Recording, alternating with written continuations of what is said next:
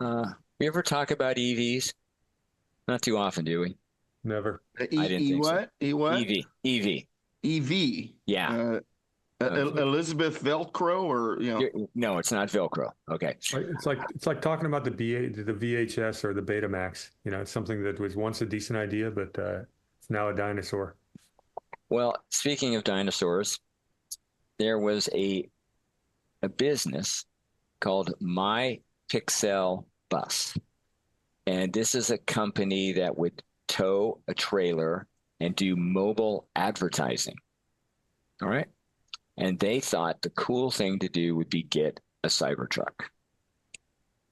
Apparently, that wasn't a good thing to do.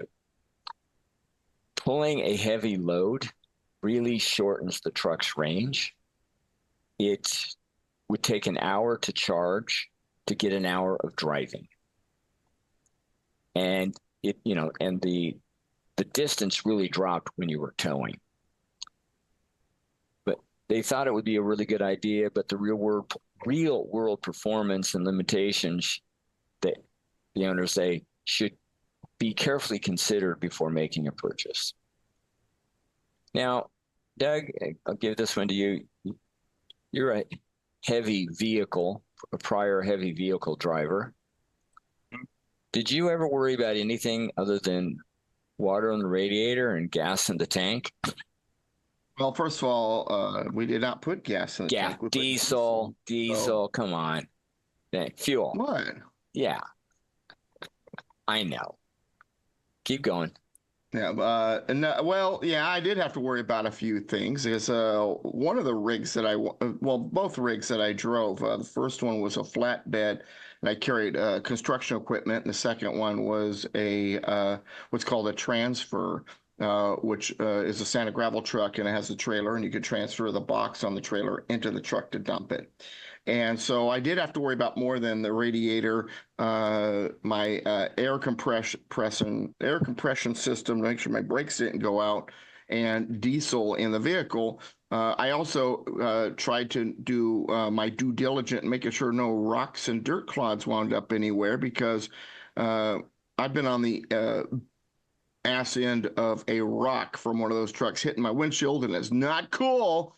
So I did my best to make sure that also didn't happen. But yeah, I didn't have to worry about charging it. Now, that said, California, because they were headed towards lower emissions, just like they're trying to do with the electric vehicles, screwed everything up when I was driving my sand and gravel truck. They put these devices, or they mandated that companies put these devices on their trucks that would basically ultimately lower emissions. And if your truck began to spew too much emissions, you had a little alarm in your truck, and a little light would appear, different colors for different things. And if it got to red or to pink, you had to pull over. And actually, if it got too high, the system would shut your truck down. And the only people who could reset it were state officers, state personnel, whatever.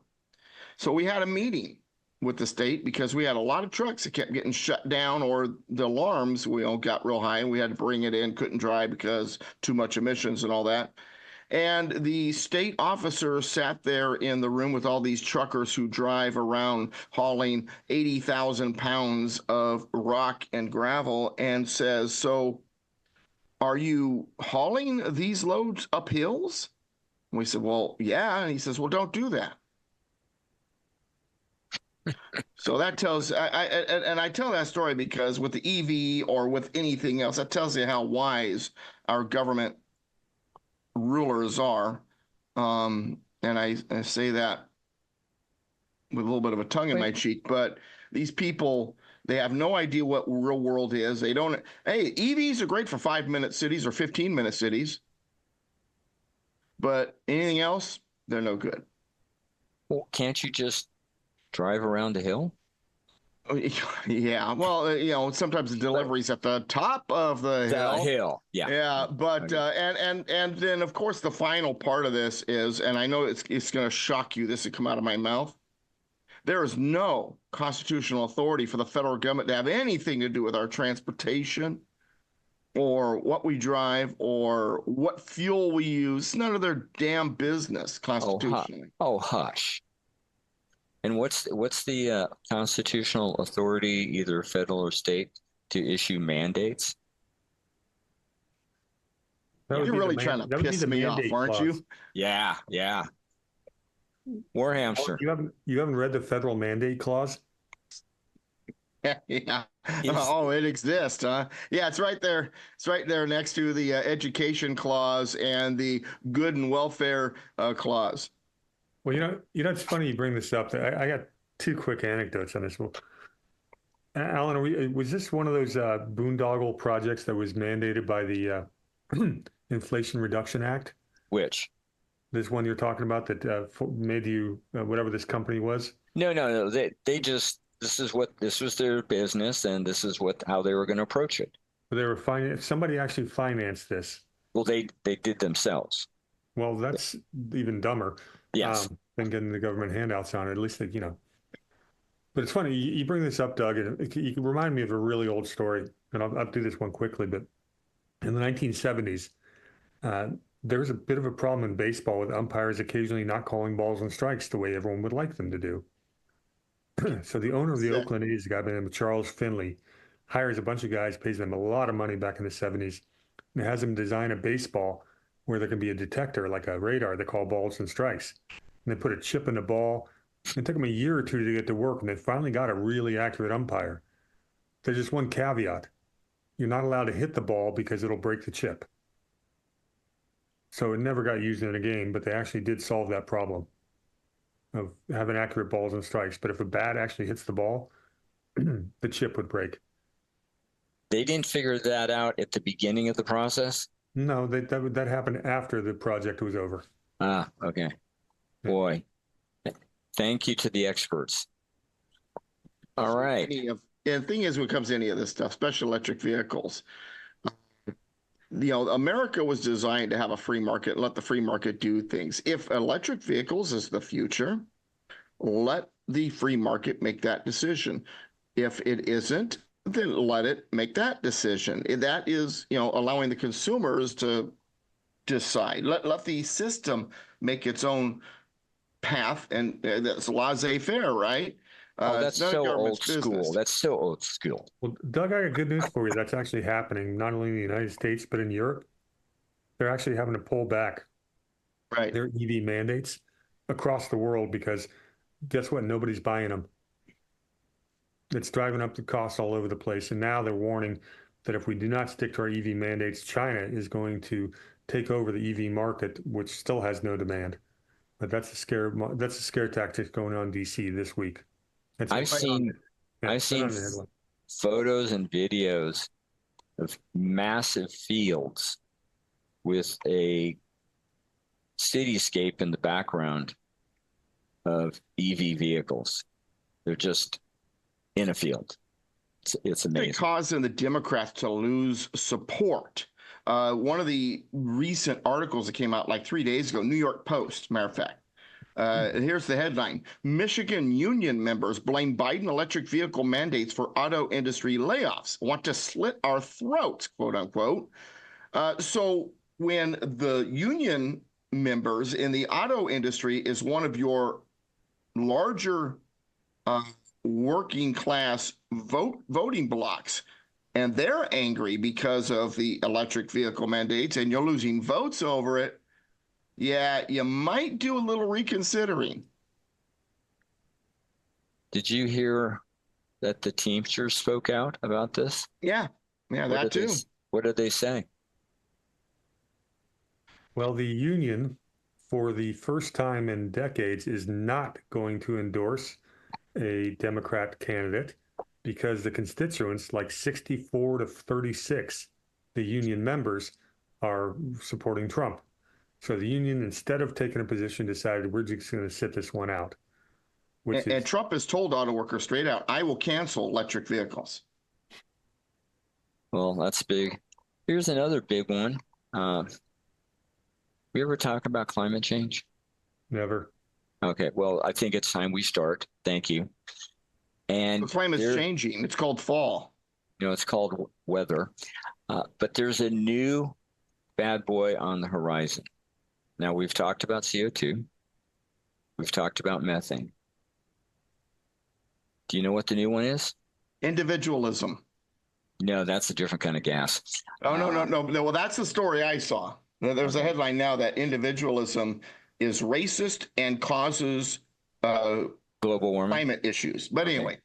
Anyway, no, it's, yeah, because the way to solve the world's problems is more communism. well, everybody be the same. Yes. Nitrous oxide. This is the big one. Nitrous oxide. Yeah. Do you know how much nitrous? And I'm not going to go into the article, but you got people pushing this. Now, we've talked about. Well, the only thing I know about nitrous oxide is from the Fast and the Furious. So you're going to have to be very slow with me on this. I'm going to go very slow. Okay. CO2 is approximately 425 parts per million. That's 400ths of 1%, 0.04. The next bad boy, of course, is methane at 1.9 parts per million. Rounded up to 2, you're looking at 2/10,000ths of 1%. Now we have nitrous oxide, 0.33 parts per million, not even 1. And no one is pushing back on this. I looked at the numbers recently, and if I don't round them up or down and I just take their numbers, you have nitrogen, oxygen, and argon.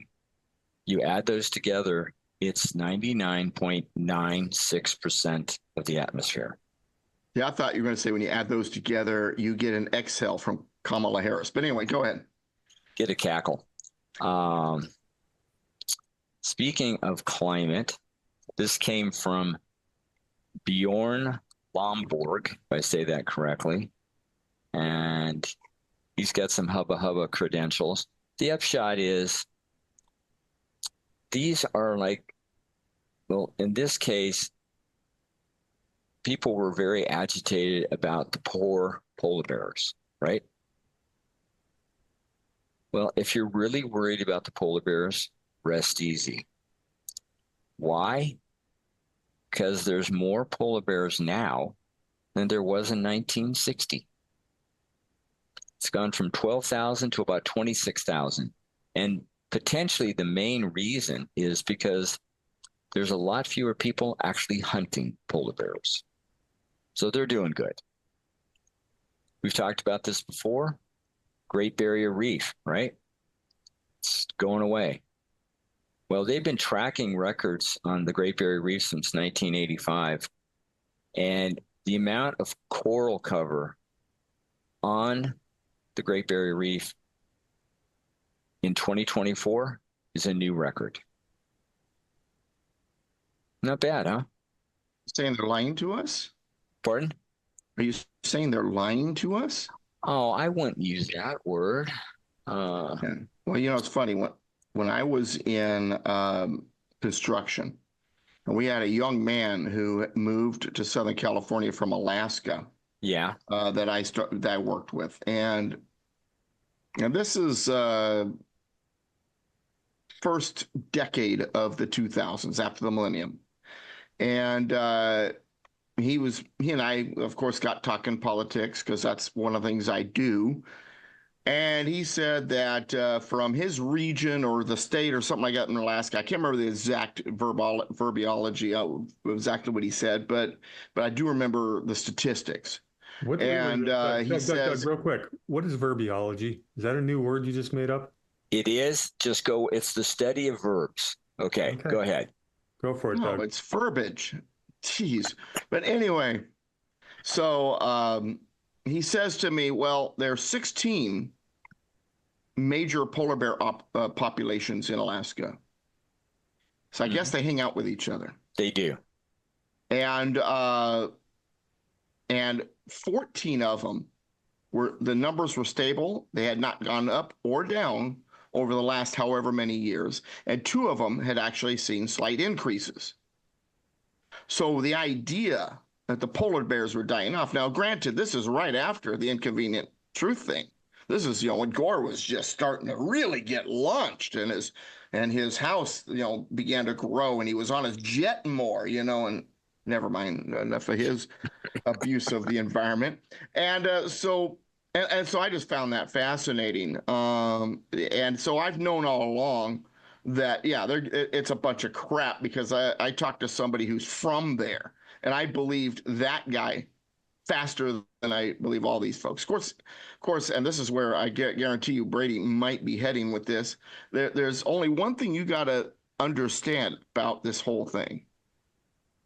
All you got to do to figure out the problem and what's going on is, are you ready? Yeah. 3 words: follow the money. No. I put a grin on Brady's face. No. It's follow the science. No. Oh, okay. Yeah. Brady, your thoughts? Yeah, I got a few thoughts. You left out the fact that Arctic sea ice was going to be totally gone by 20 years ago. Well, I'll interrupt for a moment. In 2008 or 2009, Gore predicted that within 5 to 7 years, in the summer, all the Arctic ice would be gone. And the last report that I saw, the Arctic ice was at its highest level in 15 years. So other than that, I was in Alaska from right after my wedding anniversary, August 18th. Took a cruise up there, and that Mendenhall Glacier was looking pretty healthy. Yeah, pretty icy. Yeah. Go ahead, Brady, please. I told you I brought a couple of articles today. Do you want me to wait till you're done with Wackadoodle, or should I bring it up right now? Hold that thought. I want to do one more on this general area, then you can go. Well, then let me comment on Al Gore real quickly. Yes. I'm really bummed that I didn't have this meme saved, because I just saw it today. But basically, Al Gore was in 2004. He said we only have 10 years to live to save the climate. In 2014, Al Gore says we only have 10 years to save the climate. In 2024, Al Gore is saying we only have 10 years to save the climate. So he does not have that good of a track record, is what I'm suggesting. Well, I mean, maybe one time he'll be right. I don't know. Everybody knows that 30 years is the new 10. Just remember how close that man came to being the president of the United States. He was a hanging chad away. So we have the choice between that guy and the globalist. Let me think about that for a second. Well, this is news, and I've talked about this before. There's an aspect to archaeology called underwater archaeology. They do a lot of it in the Mediterranean, and underwater. That leads me to think that our planetary ancestors either had the unique ability and desire to build huge stone structures underwater, or the sea levels have been rising for a while. Well, experts from the University of South Florida found a 5,600-year-old, they call it an underwater stone bridge. I'm thinking it wasn't underwater when they built it. On the ancient island of Mallorca. It's 25 feet long, and it was found inside the Genovesa cave. So it was formed around 5,600 years ago. And I'm thinking, well, when the last glacial period ended, and I've seen different numbers, could be 12,000, 14,000, whatever years ago, sea levels were down 400 feet. Well, a lot of things have gone underwater since then. And yet nowhere in this article does it really talk about that this was built above sea level. Any thoughts? Alan, are we sure that sea level didn't just rise outside of Greece? And, I'm no expert, but I'm going to say that sea levels tend to balance out over the whole planet, and they don't isolate in one area or another. All right, I'm no expert either, so I'm going to go with your theory, but I'm going to look into it. And they made this out of limestone blocks, and they were like 4.2 feet, 1.3 meters in size. I mean, these are some big stones. So I just wanted to share that with you. Brady, what do you got? You ready for the stories I brought up on climate change? I might be. I got a couple of fun ones. Okay. And they tie right into what you're talking about. And I'm going to do the screen share. Well, let me open this up. All right. All right, you guys can see that okay, I believe? Beautiful broadening, is that? Do you have it? Do you have my screen share? Yeah, I do. I've got an ass view of it. You're seeing it says MSM journos inadvertently. Oh, that part. Oh, okay. Sorry. Never mind. Oh, you're He looking was at on the you're right looking side at the of the screen. advertising on the right. Jeez, Doug, Yeah. get your mind out of the gutter. I don't think that's in the gutter. All right. By the way, I want to, while you're doing this real quick, because of some of the comments in the chat, Yes. for the most please. part, I think my colleagues agree with me. We are not arguing whether or not the climate is changing, whether or not the planet gets warmer or cooler. Ultimately, it does, and it may be getting warmer, may not be. You got to look at the graphs. You got to look at the science, and we're in a 16-year cooling period actually, but the argument is not whether or not climate change exists, but whether or not man-made climate change is what is affecting it, or man-made, in other words, man-made industrial and all that jazz is what's affecting it, or is it a natural phenomenon? That's ultimately what it comes down to.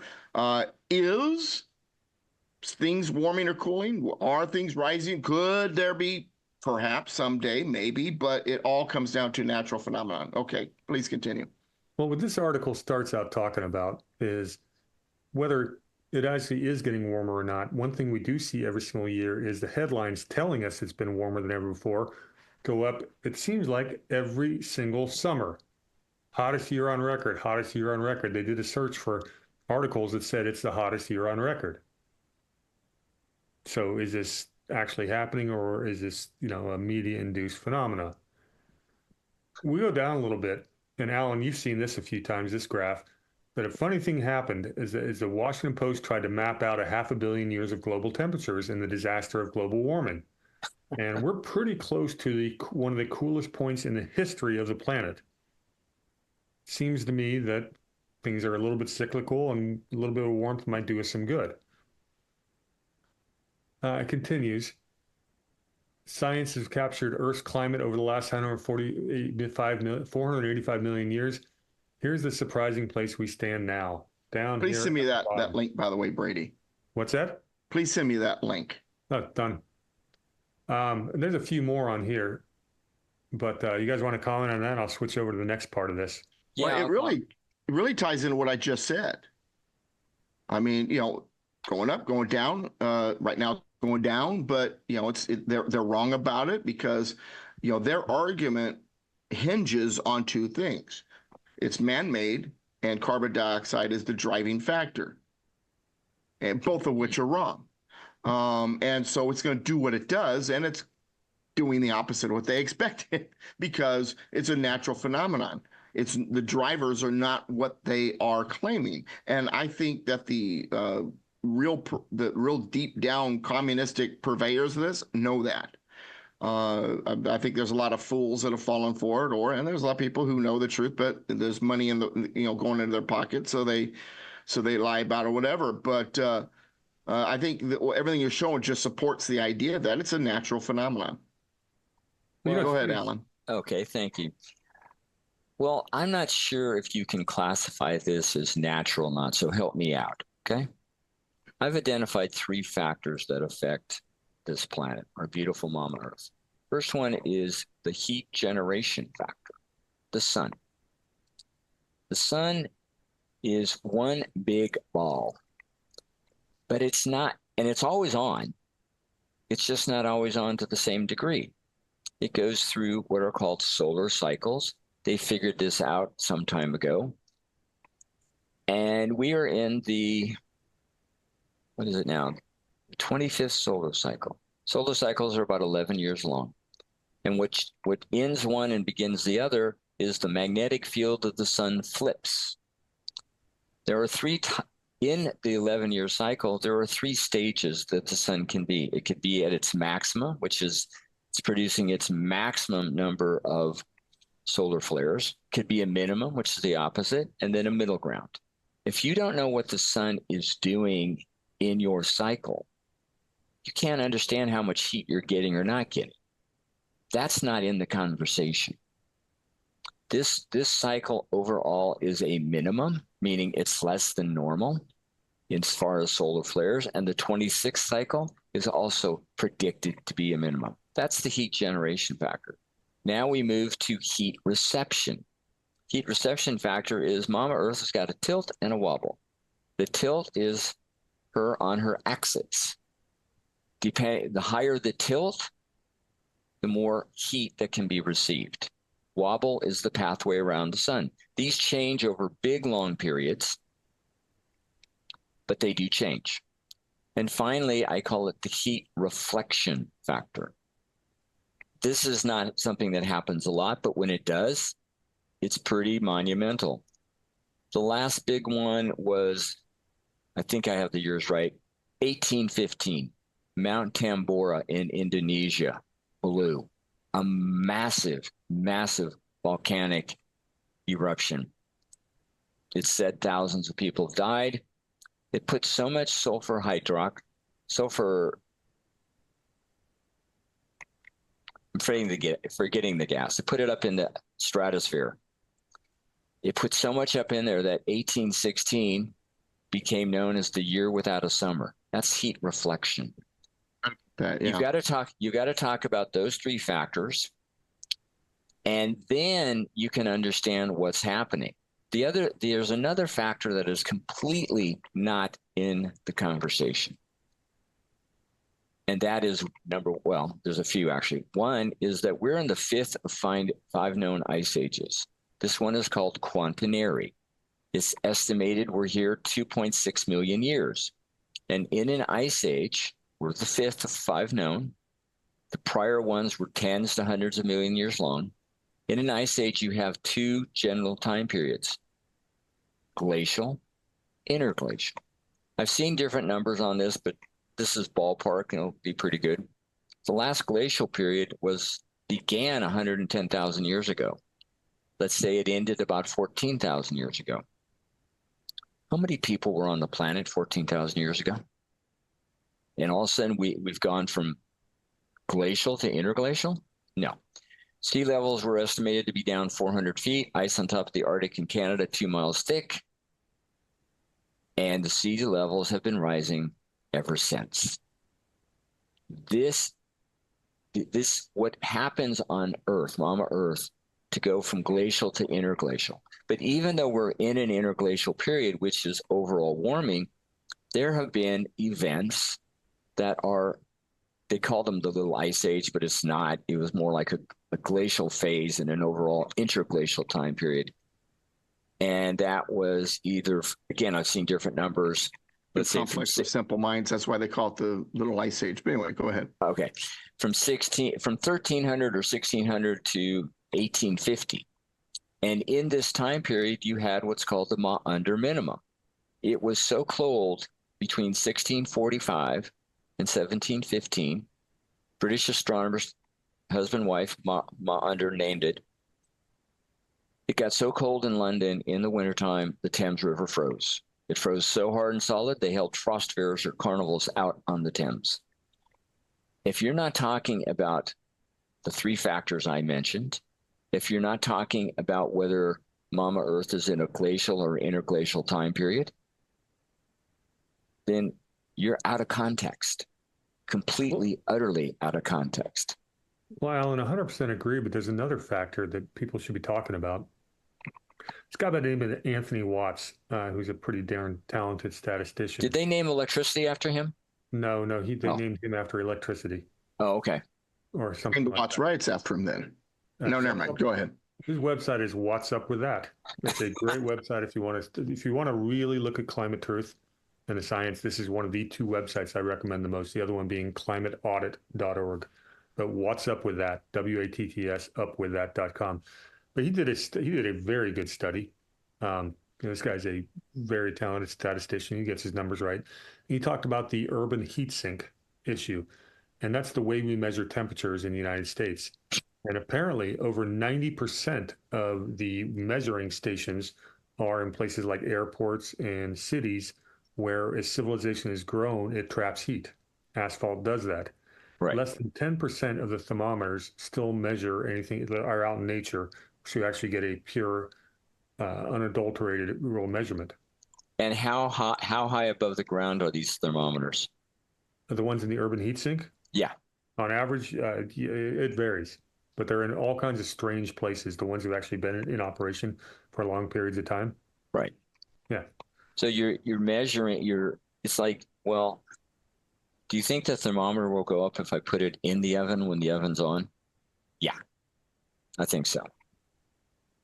That's a really good analogy, Alan. So the way they measure it's ridiculous. But What else you got? well, this is a fun one. This is the other part of this. So I'll just go ahead and do the screen share again. Good. So there's another Zero Hedge article came out today.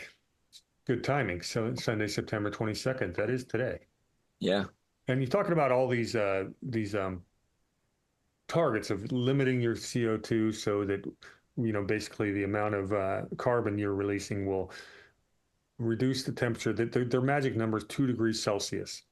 And if you're doing the right things to get to 2 degrees Celsius, we're only going to, the sea's only going to rise like 10 feet, whatever those ridiculous calculations are. But what this little graph right here shows is that just about no countries are even close to what they projected to do. So they're wasting billions and billions of dollars, curtailing their citizens' quality of life as they funnel, green initiatives to a goal they're not going to meet in the first place. And it's from Saudi Arabia to South Korea to European Union. None of them are going to actually meet their goals. Here's what gets really fun. You want to see it on a map. This is something called the Climate Action Tracker. And this is a map of the globe. Mm-hmm. And if you look at green, that's something that's agreeable to the Paris Agreement. Where is that on the map? I don't see any green, do you? So yellow, we have almost sufficient, and that gives us Ethiopia. Let's go live there. We've got Nigeria, so not a whole lot of industry going on there.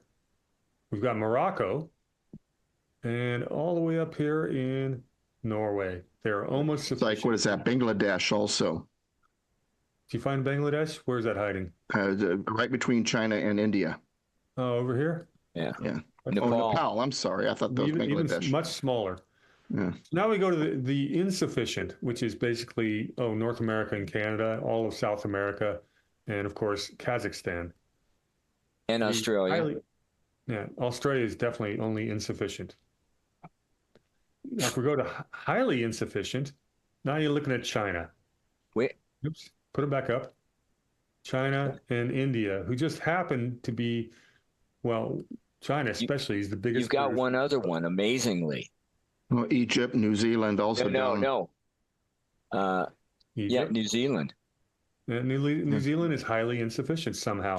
And it's funny because if you talk to our good friend Trevor Loudon, they've gone way socialist. I'm just saying. So let's look at who is. So communism doesn't cure climate change. Is that what we're saying here? Something like that. But what I think is fun is you look at the critically insufficient. Okay. Yeah. We start here with Mexico, big oil producer. Yeah. Yeah. Mm-hmm. And we go down here to Argentina, all kinds of natural resources. So they're way off base. This big blob here is, I think, the evil Russia, of course. And we get over here to Indonesia. Oh, Saudi Arabia. Indonesia is the largest by population Muslim country in the world. And now you're going through the Middle East. Interesting. Turkey. Hey, And they spell it differently. Do you still pronounce it the same way? a turkey's a Yeah, turkey. either way, turkey is good when you're hungry. Thank you. I don't know. This is a pretty fun interactive map. And I don't know why most of Africa isn't even required. Oh, I think it's because none of them are signers on the Paris Climate Agreement. And they're not reporting. Yeah, I think it's because they didn't sign the Paris Climate Agreement, which Donald Trump did take the United States out of. Unfortunately, that changed in 2021. That's But crazy stuff. that being said, all across the world, we are spending billions and even trillions of dollars on these net zero initiatives. And guess what? They ain't doing a damn bit of good. Nobody's following them, but we're bankrupting governments and taking money away from, where it should not be taxed in the first place. And if it were to be taxed, go into something, that actually might do some good. So. Crazy. Thank you for that, Brady. Appreciate it.